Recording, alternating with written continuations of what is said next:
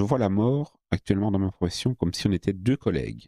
C'est-à-dire que tout au long de ma carrière, la mort m'a pris des clients et quand moi je gagne, je lui en prends. Sauf qu'un jour, c'est elle qui me prendra et ce sera fini de jouer. Elle sera bien triste parce qu'elle ne m'aura plus pour jouer avec moi. 1, 2, 3, 4. La petite voix, la petite voix.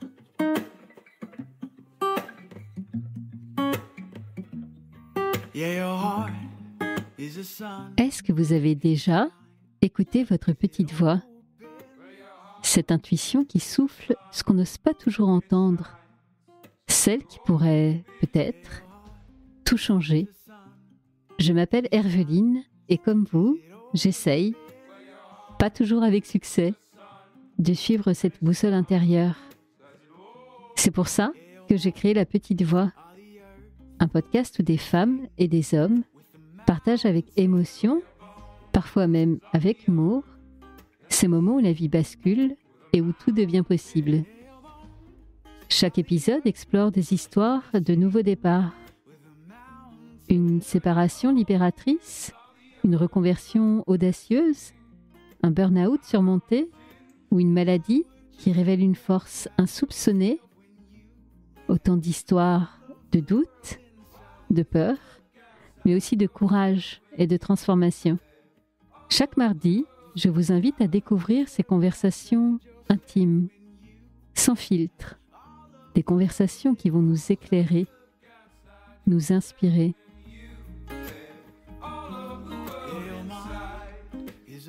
Alors, prêt à écouter La Petite Voix pour entendre la vôtre ? La Petite Voix, le podcast, c'est parti !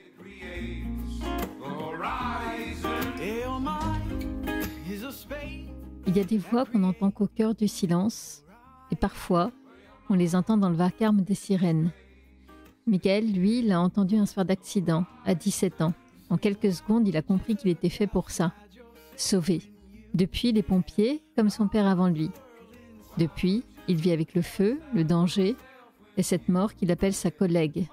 Une vie passée à côtoyer la mort pour mieux célébrer la vie, celle des humains, mais également celle des animaux. Bienvenue donc dans un épisode intense et lumineux. Aujourd'hui avec Michael, nous allons parler d'un accident de circulation qui change tout, des vestes de son père qui sentaient le brûler et d'un remerciement timide mais tellement gratifiant.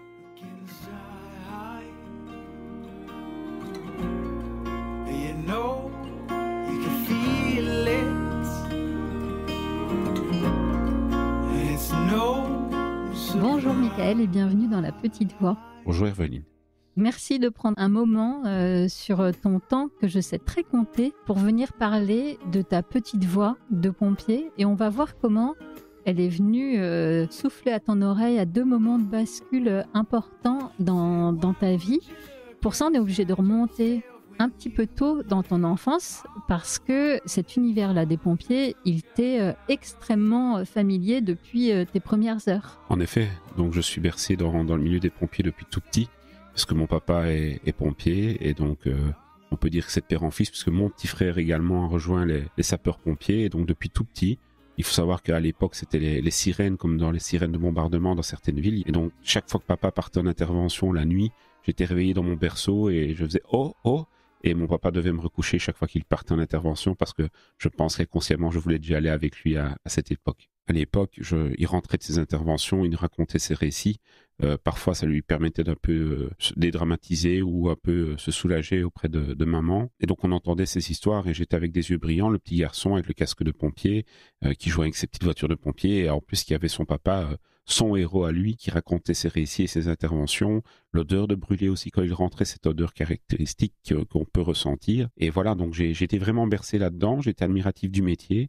Et puis c'est vrai qu'en grandissant, on commence à se rendre compte de la réalité du métier, de la pénibilité du métier aussi. Et je m'éloignais tout doucement de ma volonté d'être pompier. Papa rentrait fatigué, éprouvé psychologiquement parce que c'est pas un métier facile. Il ne faut pas non plus penser que c'est un métier difficile tous les jours, mais il y a des moments très pénibles, que ce soit physiquement et mentalement dans cette profession.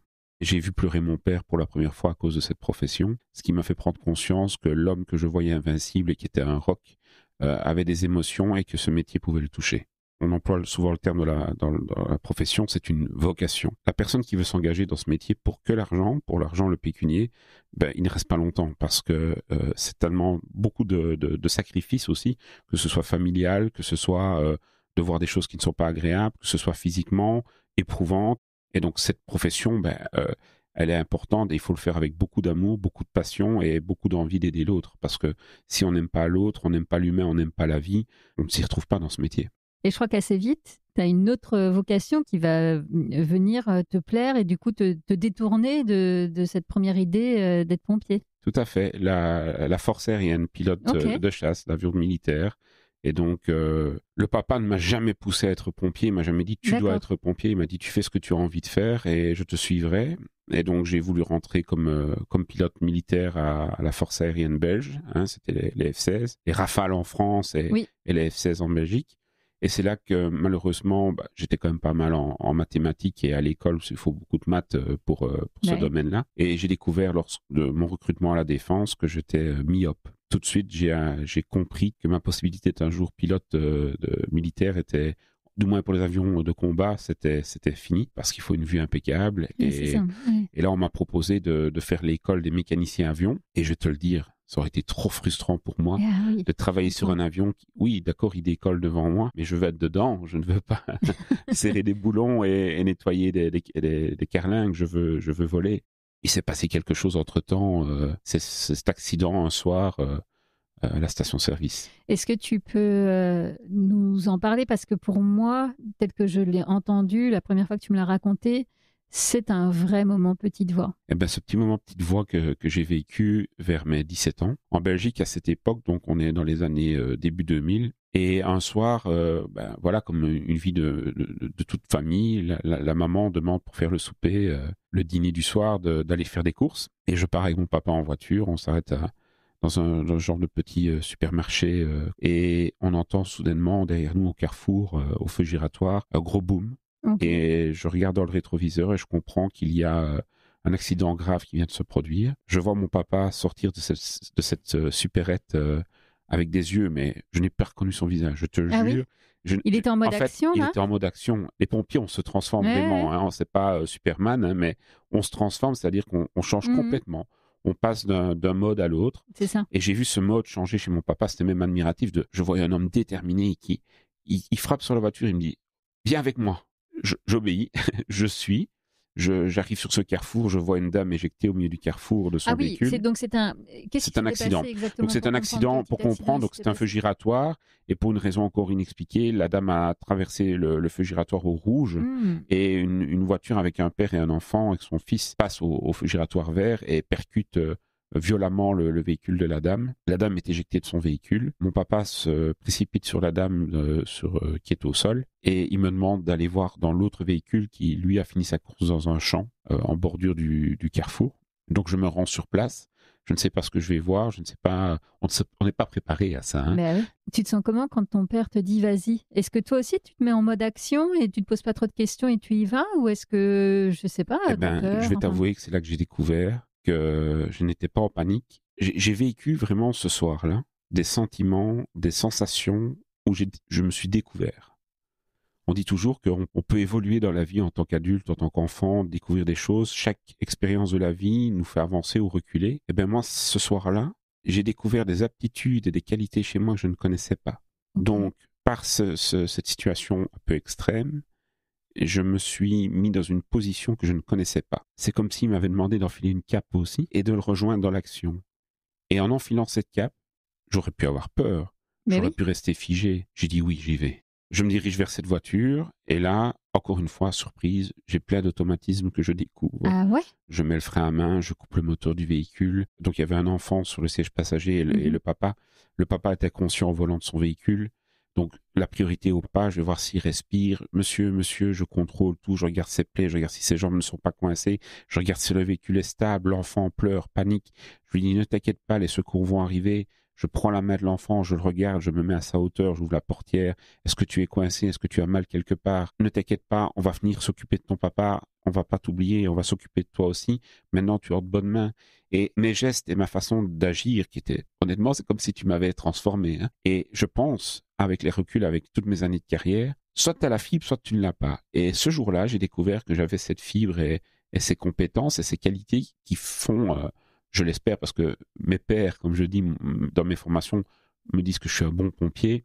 J'ai cette compétence parce que tu pourrais avoir quelqu'un en panique ou très nerveux ou agressif. Tout le monde réagit à sa manière, mais là, j'avais les bons réflexes. Non, puis alors, tous les gestes que tu décris, je sais pas, de couper le moteur, de mettre le frein à main, sans même parler de la dimension humaine, là. Mais rien que ça, moi, je me dis, bon, je crois que j'aurais pensé à rien de tout ça, tu vois. Tu as ces bons gestes-là, comme si c'était automatique, quoi. Et tout à fait, et ce qui m'a surpris, c'est que mon papa est sur une autre scène. Oui. Il est à une centaine de mètres de moi, on n'est pas ensemble, donc je ne suis pas sous sa protection, ni sous son ordre, je veux dire, sur les consignes. J'agis moi-même en tant que jeune homme face à une situation que je n'ai jamais vécue. Ouais, mais un jeune homme qui prend ses responsabilités pleinement, quoi. Et même plus que ça, d'ailleurs. Tout à fait. Ça m'émeut même de t'en parler parce que ça a été vraiment l'élément déclencheur. Et honnêtement, c'est comme beaucoup d'interventions quand tu sauves des vies ou que tu aides des vies. Tu t'en sors grandi et tu as une forme de fierté. Tu n'as pas besoin de merci. C'est ce qui est beau avec le métier. Il y a des gens qui attendent des reconnaissances. On attend tous un petit peu de reconnaissance. Ouais, c'est humain. Mais ma reconnaissance à moi, c'est de voir que j'ai pu rassurer les gens et que je le fais bien. Voilà. Et là, par exemple, c'est ce qui s'est passé, notamment avec ce petit garçon qui était hyper paniqué. Tu vas réussir à le ramener au calme. Une fois que tu as géré la logistique et l'urgence, tu vas rester auprès de cet enfant et il va s'apaiser. Tout à fait, jusqu'à l'arrivée où je vois au loin arriver ces feux bleus, parce qu'on est de nuit. Dans ma tête, dans mon inconscience, et voilà les collègues. Et ça m'a permis aussi de me rendre compte de la difficulté pour une victime d'attendre arriver les secours. Ça paraît une éternité. Certainement. Et quand on souffre, qu'on a un membre de la famille ou sa propre maison qui brûle, avoir la première sirène et feux bleus qui arrivent au coin de la rue, ça paraît toujours une éternité. Mais j'ai été super content de les voir arriver. Et je me suis dit, la prochaine étape, c'est d'être dans ces véhicules qui arrivent pour porter secours. Parce que je ne serai pas toujours là au bon moment ou à la situation, mais si je peux être là pour des moments comme celui-là, pourquoi pas. Je rentre, on débrief avec papa, parce qu'on faisait déjà des repas. Maman, elle en avait assez.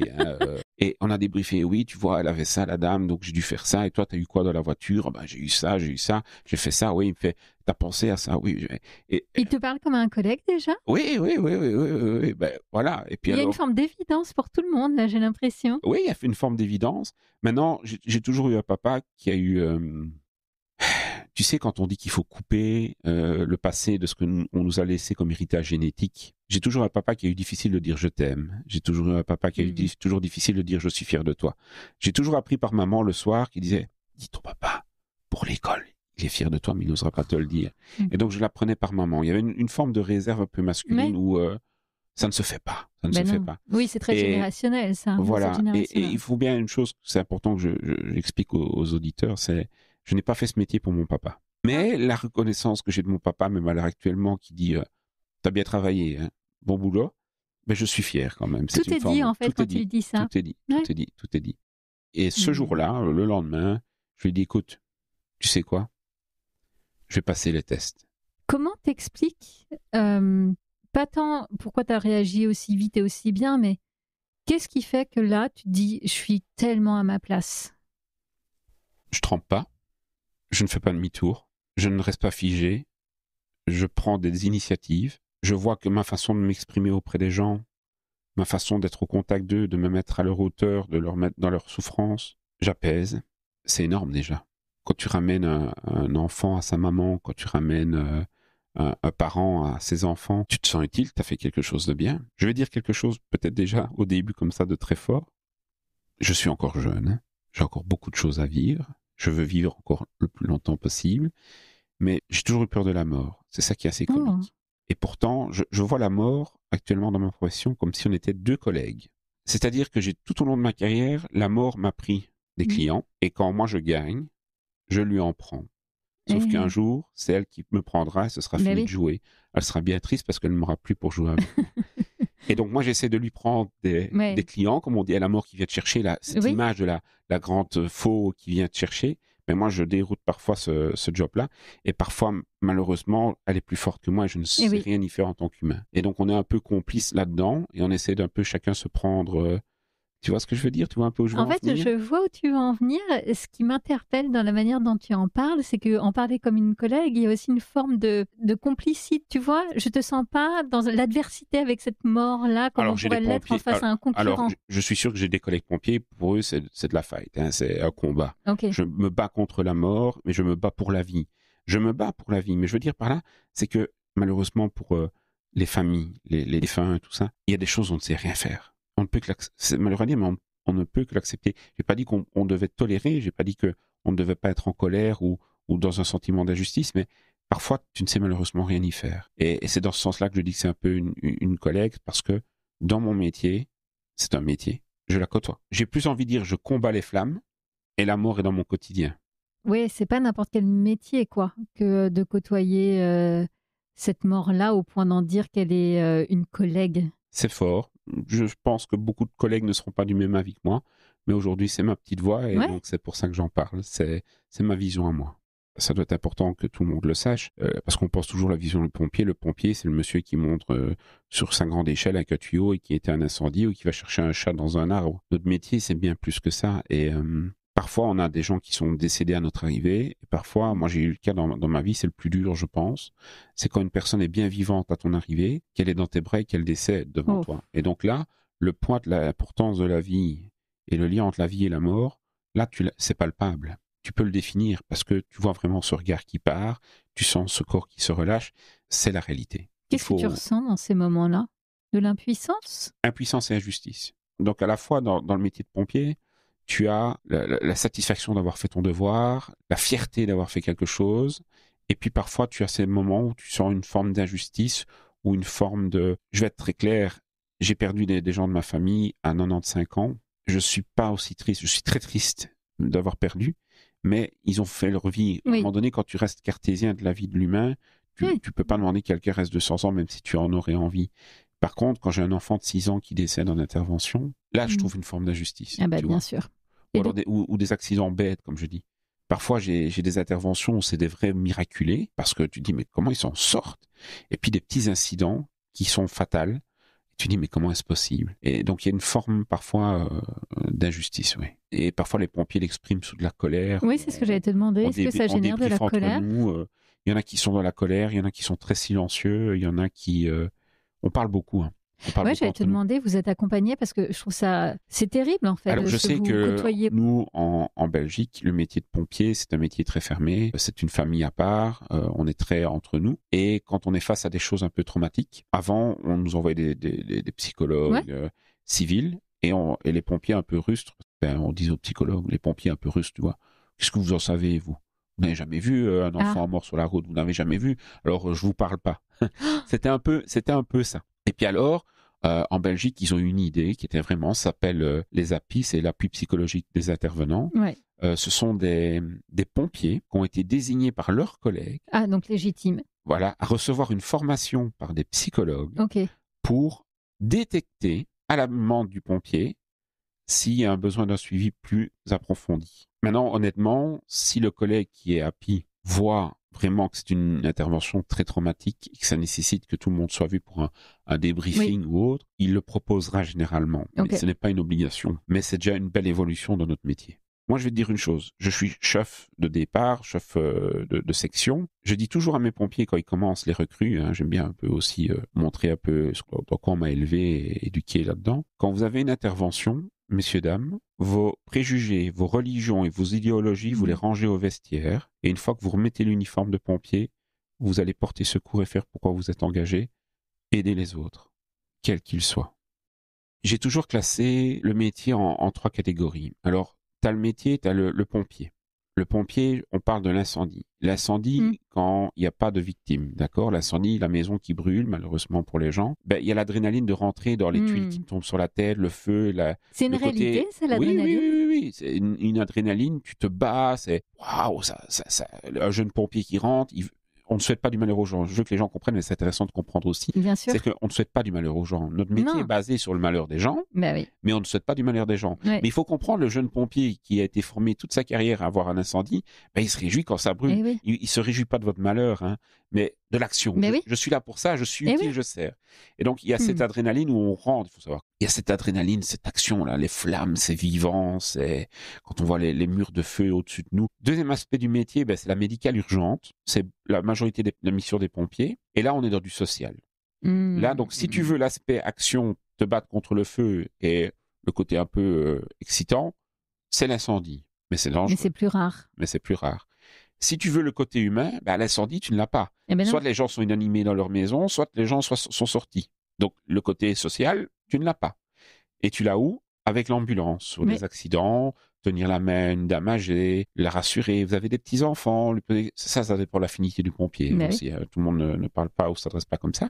Et donc là, on est plus dans du social, sachant que on ressent qu'à notre époque, on nous appelle beaucoup avec les ambulances ou les VSAV en France. C'est beaucoup de la détresse humaine. Hein. On est moins face à des pathologies graves de santé. On en a, des problèmes cardiaques, respiratoires.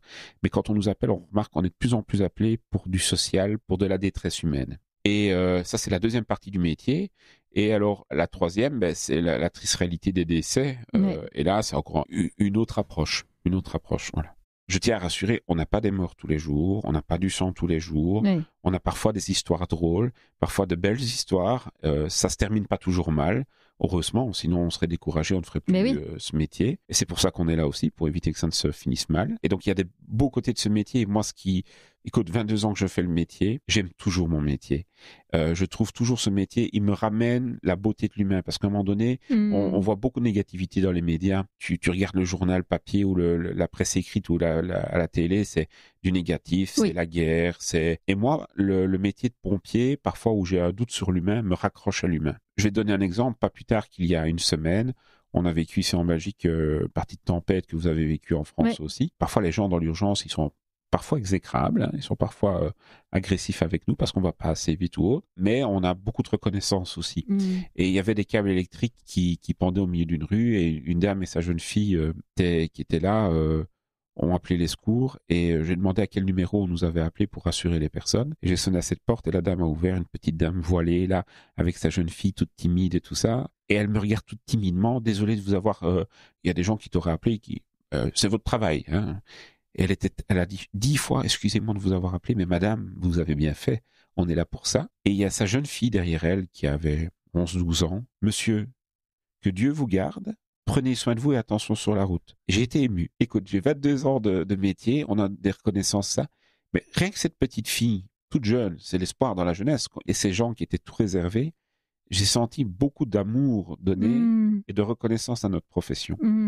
J'étais trempé. J'avais des heures de travail derrière moi. Je suis rentré, mais heureux chez moi, parce que ça a été la touche finale de cette intempérie. Et chaque fois, c'est des petites choses qui me montrent pourquoi je fais ça. Mais voilà, et c'est toutes ces choses-là qui font que tu te dis, ce que je fais, c'est bien, en fait.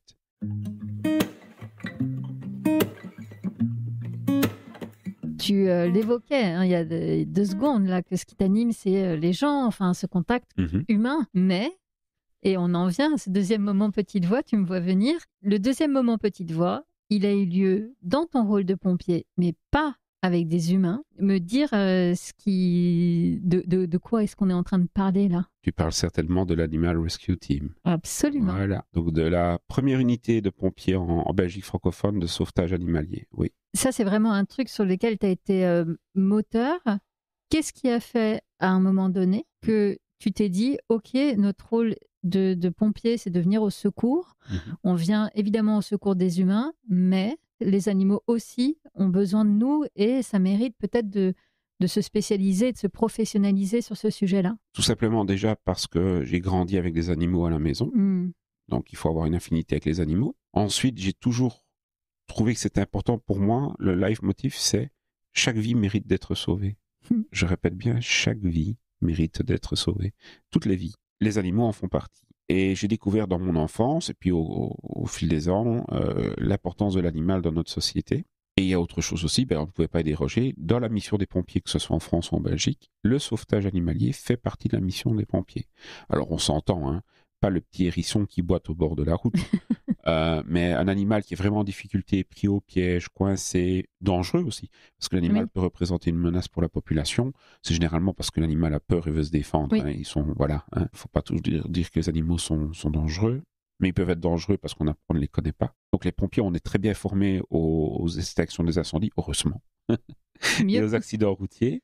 Mais c'est vrai que depuis des années, dans l'histoire de la Belgique, les pompiers, quand on devait intervenir sur une vache, sur un cheval, on prenait toujours dans l'équipe, il y avait toujours un pompier que ma fille monte un cheval, ou un ancien agriculteur qui était pompier volontaire, ou qui faisait les deux. Et donc, on avait toujours la chance d'avoir quelqu'un qui se connaissait un petit peu dans le domaine. Et il y a des pompiers qui ont été mordus par des animaux, par erreur d'identification que c'est des animaux venimeux. On a eu des gens qui ont été piétinés par des chevaux. Mais on a eu aussi des pompiers qui ont tué des animaux, pas volontairement, parce qu'ils ne connaissaient pas et ils ont fait des actes qui n'étaient pas bons pour l'animal. Ouais. Ce qui a vraiment fait basculer. Donc, moi, j'étais le premier volontaire déjà en tant que pompier quand il fallait intervenir sur des animaux. Je suis très curieux comme toi, donc j'ai grandi là-dedans. Mon petit surnom, c'était Mickey. Et Mickey, il y a un serpent, c'est pour toi. Mickey. Et pourquoi ça tombait sur toi? Parce que tu aimais les animaux? J'avais cette affinité-là, que j'aimais les animaux et que je m'intéressais et que je suivais des formations même dans le privé. Ah oui, ok. En dehors du métier, pour être prêt justement le jour où je suis dans les pompiers, de pouvoir intervenir. Et puis malheureusement, il y a quelques années d'ici, on a eu un malheur en région liégeoise, c'est qu'il y a 2 pompiers plongeurs, mais des spécialistes plongeurs, qui sont décédés en voulant aller sauver un cygne qui était coincé dans des remous. Et les pompiers, en plongeant, se sont fait emporter par le courant et dans les rochers. Et c'est 2 pères de famille qui ont perdu la vie pour sauver le cygne. Et le cygne s'est envolé et est allé plus loin. Donc l'opinion publique, je te laisse deviner ce qu'on pensait. Est-ce que c'est honteux? La vie de 2 hommes pour un animal, c'est honteux, là. C'était pas un manque de formation des pompiers, ils se sont vraiment fait piéger par quelque chose de routine, que habitués de plonger là, ils ne s'attendaient pas à ce piège-là. Et puis, c'est la loi de Murphy, les choses se sont enchaînées et ça se finit dramatique. Et ce jour-là, j'ai pris conscience que non seulement les pompiers pouvaient périr dans un incendie, dans un accident routier, le risque, on les connaît. Mais on ne pensait pas au risque du sauvetage animalier. Mais bien sûr. Et je me suis dit, il y a bien des pompiers du Grimpe, comme en France, je ne sais pas si tu vois ce que c'est. Non. Donc c'est le groupe de reconnaissance et de recherche en milieux périlleux, c'est les pompiers, les Spiderman, comme je les appelle, les pompiers sur les cordages, qui descendent la Tour Eiffel, des choses ainsi dans les milieux vraiment périlleux. Et il y a différentes spécialisations chez les pompiers. Il y a des pilotes de drones, il y a des pompiers spécialisés dans le chimique, dans le nucléaire. Et je me suis dit, mais pourquoi ne pas spécialiser des pompiers dans le domaine animalier? Surtout que l'animal prend de plus en plus de place et devient de plus en plus un risque. Et je me suis dit, voilà, il faut qu'on se spécialise. Ce n'était pas dans la notion des pompiers de base, dans la conscience, c'était pas important. Hein. Les animaux, c'était pas important. Parce que on va en revenir, quand j'ai voulu lancer cette unité, oui, tu fais ta Brigitte Bardot.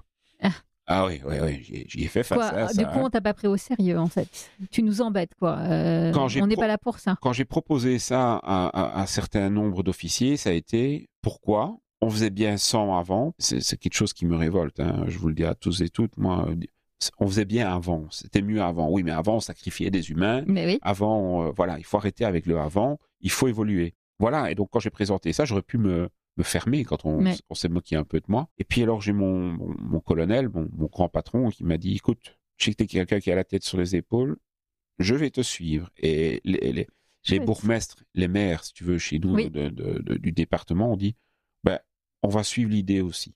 Juste pour dire, vraiment, toi, ce moment de deuxième petite voix, est-ce qu'on peut dire que c'est malheureusement, quand ces 2 collègues vont décéder, tu avais déjà cette appétence-là aux animaux et puis J'avais déjà cette affinité-là et ma deuxième petite voix déclenche quand j'ai la perte de mes 2 collègues et je suis aux funérailles. Quand j'ai vu ces cercueils et ces familles pleurer passer, je ne dis pas qu'une équipe animalière aurait évité l'accident, mais je pense qu'on peut mieux se préparer justement avec des outils ou autres pour éviter ce genre de... En fait, ce n'est qu'un animal peut-être, tu vois.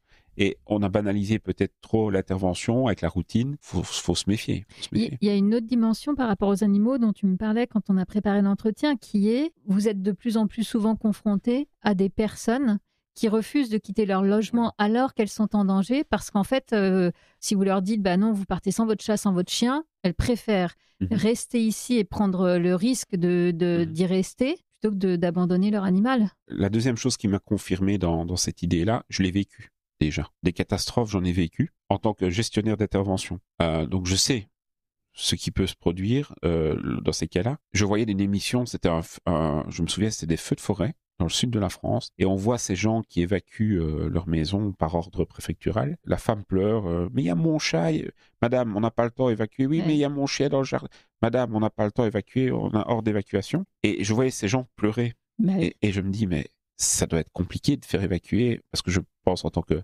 stratège, tu vois, en tant que chef de commandement, je dis, ça va être compliqué de faire évacuer ces gens-là. J'ai mis en place cette unité et alors c'est historique dans les deux sens du terme. C'est triste, hein, mais je me souviens, le 14 juillet. Il y a la nuit du 13 au 14 juillet en Belgique, on vit une des pires crises qu'on a pu vécu depuis plus de 100 ans en Belgique, c'est ces fameuses inondations. Et là, on a des pays européens qui viennent nous aider. Il faut le reconnaître, on se rend compte à ce moment-là que la nature est plus forte que nous et on peut mettre 10 000, 20 000 pompiers, les plus gros bateaux du monde, tu ne sais pas faire face à ça. On a été surpris en Belgique et j'ai participé à cette crise à la fois d'abord pour le sauvetage humain. Oui. J'étais au poste de commandement européen, donc je travaillais avec les Français, avec les Italiens pour les coordonner sur le terrain. Tu entendais des gens qui étaient des personnes âgées qui étaient sur le toit de leur maison, réfugiés dans la pluie depuis plus de 48 heures, des gens qu'on ne savait pas les sauver. Tu entendais des bateaux de plongeurs pompiers qui étaient emportés par le courant. C'était les hélicoptères qui ne savaient pas décoller à cause de la pluie, du brouillard. C'était vraiment complexe. Et puis le lendemain, ça a été une grande première pour moi. Ils commencent à recevoir des appels de personnes qui se soucient de leurs animaux et qui veulent qu'on prenne en charge leurs animaux. Et là, j'ai mon chef, mon grand patron qui est au poste de commandement du département, qui dit, nous, on a une unité animalière. Ah bon? Ça existe? Eh bien, engagez votre équipe. Et là, je me souviens, j'ai de l'eau jusqu'à la taille, je suis au milieu d'une cave inondée et mon commandant de téléphone, il me dit, écoute, je sais que tu as fait 12 heures au poste de commandement européen, mais là, tu repars avec une nouvelle casquette, je te mandate pour tout le département au commandement des vétérinaires.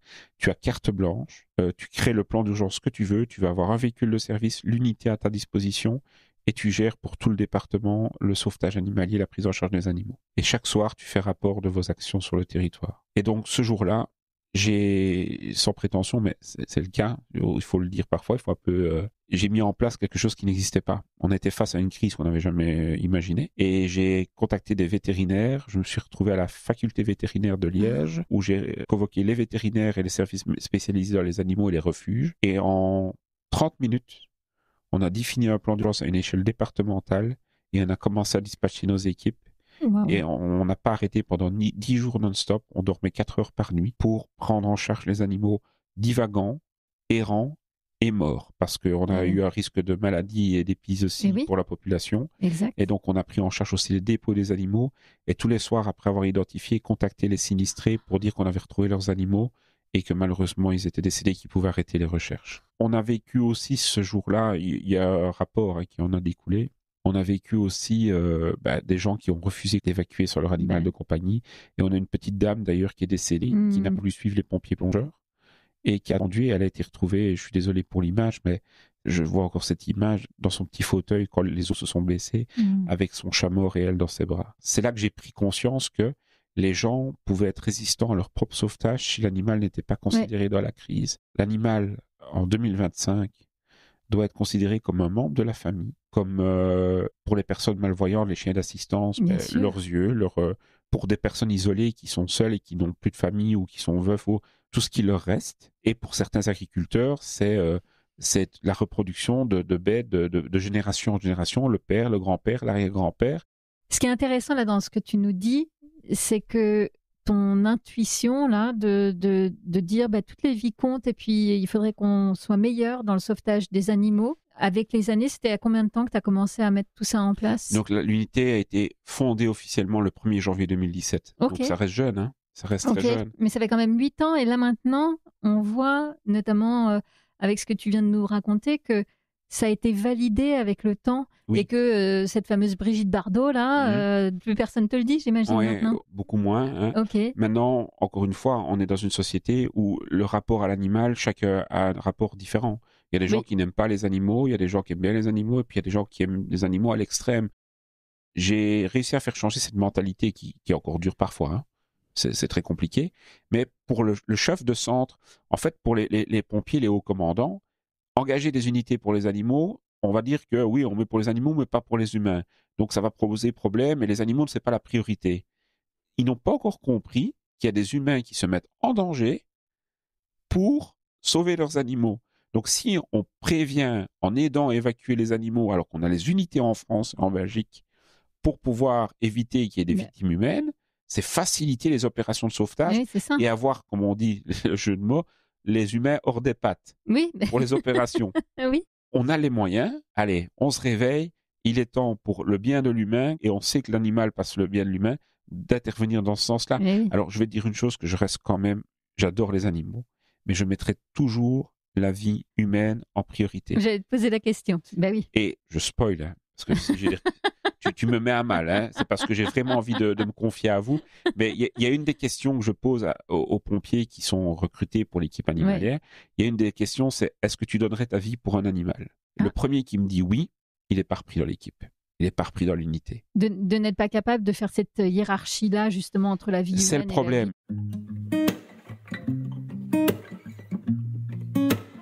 Quand je t'écoute, j'ai envie de te demander, mais qu'est-ce que tu aurais envie de dire au petit Michael qui ne se voyait pas pompier, qui craignait la pénibilité T'as bien fait. T'as bien fait, ou je lui dirais, s'il est toujours dans le doute, fonce. Crois en toi, t'es fait pour ça. C'est ce que je lui dirais. Ne doute plus, t'es fait pour ça. Ouais. Mais en même temps, je ne lui en veux pas, parce que j'ai pas perdu de temps non plus. Je suis rentré à 18 ans. Eh bien oui. Je crois qu'on évoquait tout à l'heure, en tout début d'entretien, l'usure que peuvent ressentir certains pompiers. On ne l'entend pas du tout aujourd'hui dans ton discours. Je vais te dire une chose, il faut être honnête avec tout le monde, avec les auditeurs, auditrices. Ça me pend au nez, hein, parce qu'on n'est jamais à l'abri d'un incident qui me met inops, opérationnel. On n'est jamais à l'abri on l'appelle ça dans notre jargon, du mort de trop. Tu peux avoir un simple décès qui n'est pas traumatique, hein, une personne qui décède dans son sommeil, ce n'est pas une scène d'horreur, hein, et dire ok, stop, c'est fini. Voilà. J'ai eu des collègues comme ça après 10 ans. J'ai vu défiler des générations de pompiers qui alors je ne saurais plus. Ça rend très humble en fait, votre métier. Il faut les jeunes coqs, comme je dis, qui rendent avec l'uniforme parce que ça marche bien avec les femmes ou des choses ainsi, qui veut faire ça pour l'argent et il s'essouffle. Oui. On est tellement au contact de la vie et de la mort, on est tellement dans le vrai que les impostures se révèlent et elles tiennent pas. Elles tiennent pas la route, bien sûr. Elles tiennent pas. Bien sûr. Bon, Michael, j'ai quelques questions rituelles pour finir notre premier entretien. J'aimerais savoir si dans ton parcours, dans ce cheminement-là, il y a eu un livre qui t'a particulièrement aidé et éclairé. Oui, c'est un livre de Monsieur Jean d'Ormesson, un grand monsieur. Hein. Je m'en irai sans avoir tout dit, c'est ça? Ok. C'est un très beau livre qui m'a vraiment touché. C'est un homme qui raconte sa vie, qui explique vraiment sa vision des choses et de la vie. Et c'est fort proche de ma vision des choses. Voilà, on va dire, je me suis retrouvé dans ce livre. Okay. Mais je n'ai pas la prétention d'avoir vécu autant d'années que M. d'Ormesson et d'avoir vécu... pas encore, mais j'espère que ça ira le plus tard possible. Ok. Et est-ce que tu as un rituel au quotidien qui te fait du bien? Oui, alors, il y a deux choses. Alors, en lien pour décompresser et de sortir de mon côté... ma jauge sociale, parfois j'ai besoin d'un peu décompresser parce que en lien, je suis tout de suite confronté à l'humain et parfois j'ai besoin d'un peu prendre du recul. C'est la photographie animalière. Okay. Donc, je vais dans les bois. Alors c'est comique, je passe des heures à attendre un chevreuil ou un renard, les observer. Je suis loin des sentiers, donc il n'y a pas de joggeurs ou de personnes qui se promènent. Je suis vraiment à l'écart de tout. Je marche parfois des heures en forêt, par tous les temps. Hein. La neige, entendre le crépitement des arbres, me mettre contre un arbre, sentir la vibration de l'arbre, parce que je trouve qu'il y a une énergie qui se dégage de la nature, et de regarder la beauté de la nature. On oublie, hein. Dans notre quotidien, on oublie tout. On ne lève plus les yeux, on est sur nos téléphones, on ne regarde même plus. Il y a ça, donc la nature, les week-ends, d'aller m'enfoncer dans les bois près de chez moi. Et la deuxième chose, c'est plus au travail. J'ai une petite poupée, si tu veux, ça représente un empereur japonais. Et je l'aime vraiment bien, c'est-à-dire que, en fait, quand j'ai un moment difficile, une réunion difficile, une intervention difficile, je tape sur cette poupée. Et tu as beau la taper dans tous les sens, elle ne reste jamais couchée, elle se redresse toujours. Je tape cette poupée et elle se redresse. Et cette poupée, en fait, ça dit, mais redresse-toi, c'est 7 fois à terre, 8 fois debout. Ma dernière question, Michael, je voulais savoir si tu es heureux aujourd'hui. Je suis très heureux et j'espère inspirer à être encore plus heureux et de pouvoir continuer à m'épanouir et faire les choses que j'aime, comme le métier de pompier. Eh bien, écoute, je te le souhaite de le vivre encore aussi pleinement que tu nous l'as raconté aujourd'hui et je te le souhaite de le vivre encore comme ça pendant très très longtemps. Je te donne rendez-vous la semaine prochaine pour un nouvel épisode. On va parler de ce que c'est que d'écouter sa petite voix en temps de crise et d'urgence, si tu veux bien revenir. C'est important de s'entendre et d'entendre cette petite voix, sinon ça peut être dangereux. Eh ben, on en reparle très bientôt. Merci. Merci, à bientôt. Yeah, your heart is a sun and it shines as it opens. Well, your heart is a sun and it shines as it opens. Voilà, La Petite Voix, le podcast, c'est fini pour aujourd'hui. Si vous avez aimé cet épisode, parlez-en autour de vous. Le bouche à oreille, c'est magique pour faire découvrir un podcast. Alors envoyez le lien de cet épisode à vos amis et vous verrez, ils vous remercieront. Et d'ailleurs, si vous voulez être sûr de ne rater aucun épisode, avouez que ce serait dommage, abonnez-vous à La Petite Voix sur votre plateforme d'écoute, Apple Podcast, Spotify, YouTube ou autre. Profitez-en d'ailleurs pour m'y encourager avec des étoiles, des bonnes notes et des commentaires. Non seulement ça fait plaisir, mais ça aide vraiment à faire découvrir le podcast à d'autres auditeurs. Je partage aussi les coulisses du podcast sur Instagram et Facebook. Et mieux encore, abonnez-vous à ma newsletter sur mon site lapetitevoix.co. C'est là que j'ose vous raconter tout ce que je ne dis pas ailleurs. Ça fait beaucoup d'infos, je sais, c'est pour cela que j'ai mis tous les liens dans les notes de cet épisode. Allez, je vous donne rendez-vous mardi prochain. D'ici là, portez-vous bien et soyez heureux. Your horizon. Well, your mind is a space that